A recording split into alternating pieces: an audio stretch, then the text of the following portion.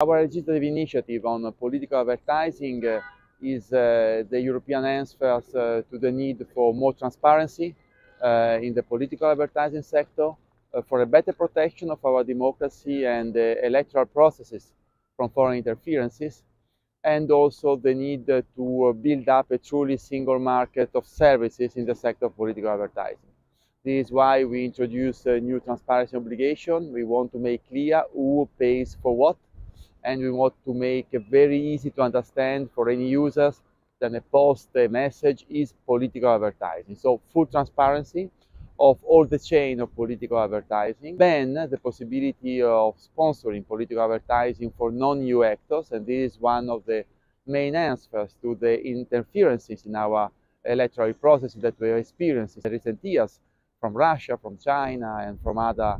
We introduce also stricter regulation on the use of data. It is impossible to use sensitive personal data for political advertising purposes, and we also ban basically micro-targeting, because we think that everything must rely on the consent of its users, on its citizens, when it comes to political advertising. And last but certainly not least, we dismantle barriers, bureaucracy, obstacles to provide service to political advertising in the single market, and this is going to be very beneficial for all the service sector, but especially for small and medium enterprises in the European Union. We start the negotiation with the member state in the Council. I'm confident that we can reach an agreement under Swedish presidency and be ready for the next European elections in May 2024. Of course, this is the first time at world level that such a regulation is introduced. I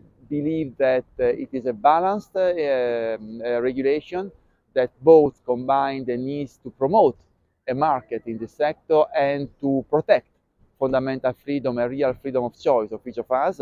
And I believe that can be a model also for other parts of the world. We are in a process of a revolutionary digital regulation in Europe in these days. After the Digital Services Act, I think that political advertising regulation is another solution that can inspire also our partners in other parts of the world.